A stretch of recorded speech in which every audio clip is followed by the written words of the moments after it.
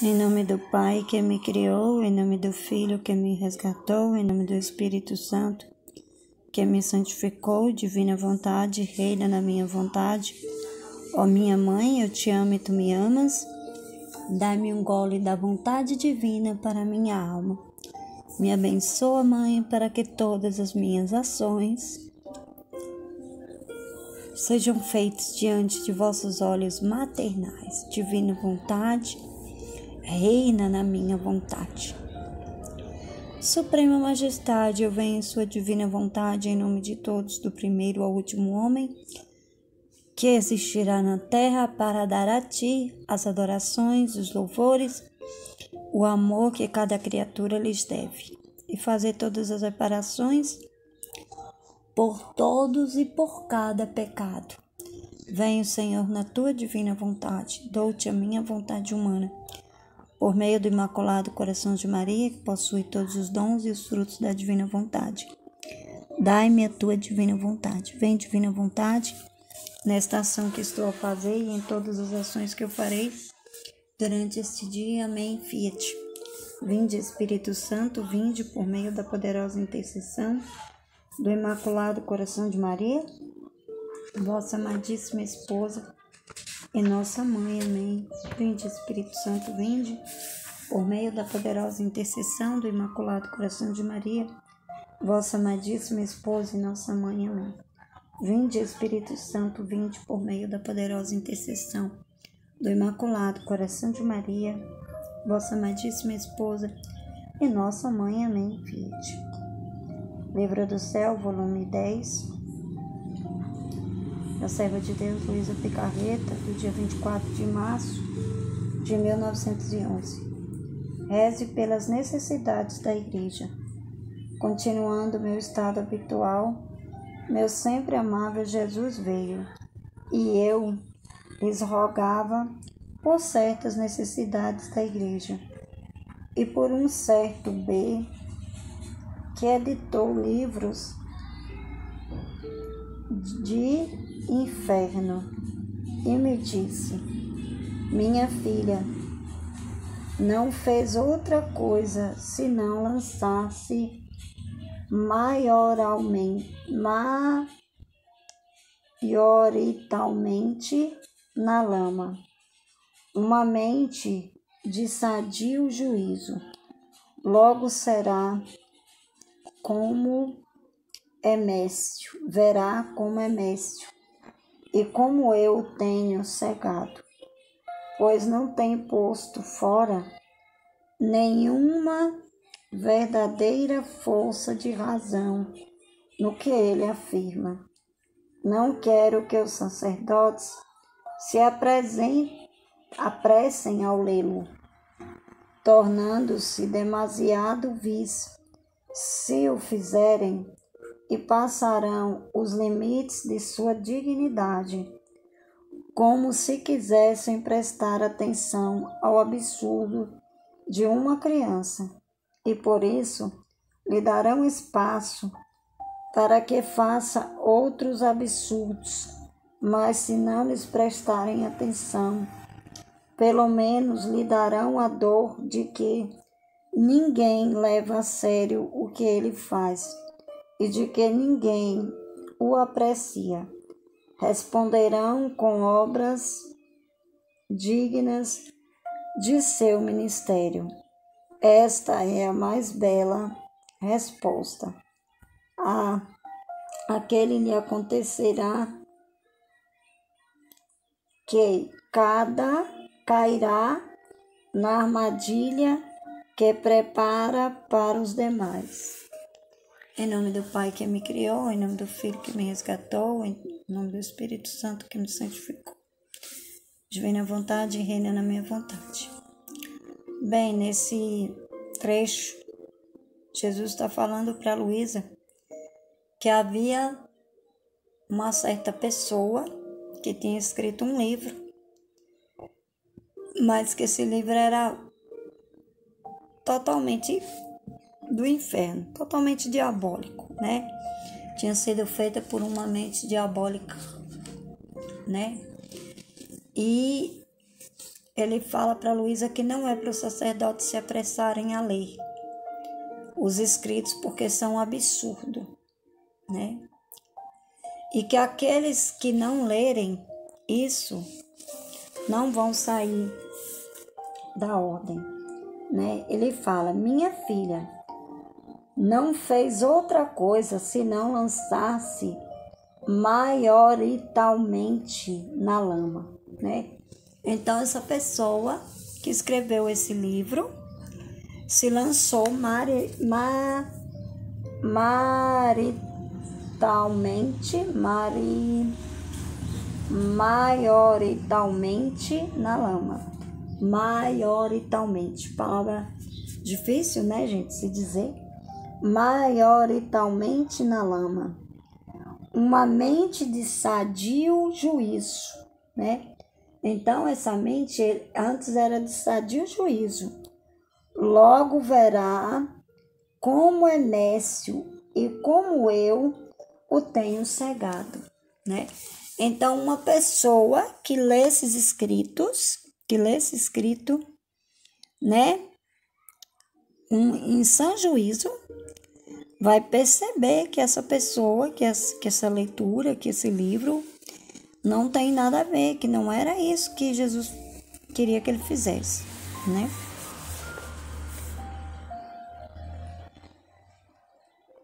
Aí ele fala: pois não tem posto fora nenhuma verdadeira força de razão. Ele não pôs no livro nenhuma verdadeira força de razão no que ele estava afirmando no livro. Não era verdade o que ele estava afirmando. Não quero que os sacerdotes se apressem a lê-lo, tornando-se demasiado vis. Por quê? Porque ele sabia que se a pessoa lesse, se o sacerdote lesse, ia mudar a mente do sacerdote, que com certeza deveria ser um livro de uma pessoa conhecida, né? Do conhecimento. Era um certo B, né? Que ele escreveu esse livro, ele fala que não quer que os sacerdotes se apressem em ler esse livro para não se tornar vil. Se o fizerem, e passarão os limites de sua dignidade, como se quisessem prestar atenção ao absurdo de uma criança. E por isso lhes darão espaço para que faça outros absurdos, né? Quer dizer, a gente lê uma leitura que não nos convém, uma leitura que não nos edifica, uma leitura de pessoas que não têm nenhum conteúdo espiritual, né? Que não tem. E aí a gente começa a ler e a gente pensa até que aquilo é verdade, né? Que é aquilo que está se escrevendo, tipo as mídias, né? As fofocas, os fake news, que a gente poderia colocar isso, né? Os fakes, as notícias que são postadas, muitas delas são notícias absurdas, mas que muitas pessoas têm tanta pressa de ler e acaba se contaminando com aquilo, né? Acaba se tornando vil, acaba tendo uma ansiedade, uma pressa exagerada, uma preocupação exagerada, e a pessoa começa a falar absurdo também. E aí acontece essa confusão na mente da pessoa. E por isso lhes darão espaço para que faça outros absurdos. Mas se não lhes prestarem atenção, pelo menos lhe darão a dor de que ninguém leve a sério o que ele faz. Então, por que a mídia tem tanta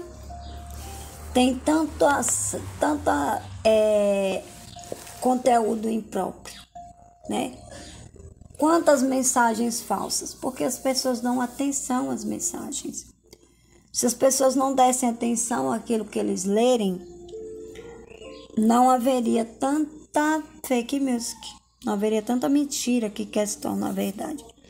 Então Jesus fala para aquela pessoa que foi identificada como B, né? Que ele não quis que a Luísa colocasse nome, que aquilo que ele estava afirmando que era verdade era um absurdo, né? Era um absurdo, era uma coisa de uma pessoa sem juízo, né? Estava ali falando, né? E com certeza deveria ser alguma coisa referente à igreja, porque o título do texto é Reze pelas necessidades da igreja. Então, deveria ser alguém ligado à igreja que estava escrevendo alguma coisa que era do inferno, que não era o que Deus queria, e que ele não queria que o sacerdote lesse, os sacerdotes dali lessem e se tornassem iguais àquela pessoa que tinha escrito aquilo. Porque muitas vezes a gente se deixa influenciar pelo que a gente lê, pelo que a gente ouve. E quando é um conteúdo impróprio, ainda é pior. Então ele dá essa orientação para a Luísa. Ele fala para que não se dê atenção para o que aquela pessoa escreve.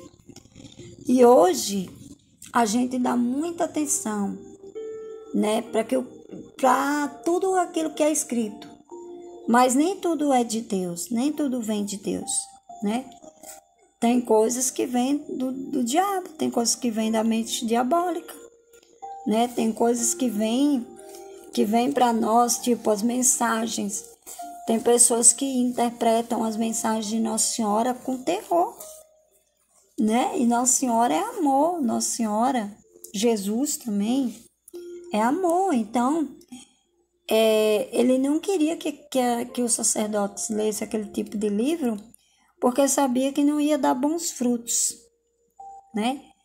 E aí, ele fala da necessidade de se ter um conteúdo puro, né? Porque uma pessoa que escreve um documento para a igreja, que escreve um livro, né, tem que ter um conteúdo puro, né? Para que não leve outras pessoas a uma interpretação errônea, né? A um conhecimento falso, né? E aí, ele continua aqui, ó. Ele fala aqui, ó, bem assim, desse jeito. Ninguém leve a sério o que ele faz e de que ninguém o aprecie, porque ele queria que ninguém levasse a sério o que ele estava escrevendo e que ninguém desse importância. Responderão com obras dignas de seu ministério, né? Então, esse sacerdote que não lesse aquilo, que desconsiderasse aquilo, ia ser um sacerdote digno do seu ministério, porque não ia se deixar contaminar por aquilo que ele estava lendo. Esta é a mais bela resposta àquele que lhe acontecerá, que cairá na armadilha que prepara para os demais. Então, tipo assim, essa pessoa escreveu um livro, escreveu um documento, algo que não era bom, e ele fala para a Luísa, para ela não, para os sacerdotes não ler, não ter pressa para ler aquilo, para desconsiderar aquilo, para não dar atenção, para não dar ênfase àquilo, e eles não iam mudar suas mentes, não iam se tornar pessoas vis, porque muitas vezes a gente se contamina pelo que a gente ouve, pelo que a gente vê, né? E até na vida íntima a gente vê que Jesus, ele repara os nossos sentidos, né? O nosso falar, o nosso olhar. Por quê? Porque muitas vezes o nosso olhar nos leva para caminhos demais, né? Então, ele dá essa ordem, né? Que essa falta de consideração das pessoas não prestarem atenção naquele escrito, né? Naquele livro, naquele documento, naquela carta, né? Naquilo que aquela pessoa B estava escrevendo, né? Então, não considerar aquilo ia lançar ele na própria armadilha. Tipo assim, você planeja fazer algo de mal para deformar, né? Uma mente, né? E aí, aquela pessoa não lê aqui, aquela pessoa não ouve, então não tem efeito. E aí, a própria pessoa que fez acaba caindo na sua própria armadilha, né? Acaba só se contaminando sozinho. Tudo hoje na vida é no ênfase que a gente dá. É por isso que a internet ela é um mecanismo bom, mas ela deturba muita mente de pessoas, né? Ela deturba muito. Então, assim, se não houvesse tantos acessos, não haveria tanto conteúdo impróprio, tanto conteúdo de destruição, né? E era isso que estava ali, naquela situação era essa. Então, se os sacerdotes não lessem aquilo que estava sendo escrito por uma mente sem juízo, pronto, ele ia cair na armadilha que ele mesmo fez, né? Ele fez com o intuito de destruir a mente das pessoas, de destruir a opinião das pessoas, né? Que era um escrito do inferno que o próprio Jesus fala para Luísa. Então, ele ia cair na própria armadilha e ele mesmo que ia se deturbar sozinho, né? Porque os sacerdotes não iam ouvir, não iam ler, não iam ouvir, então não ia surtir o efeito que ele estava querendo quando ele escreveu, né? Amém, Fiat.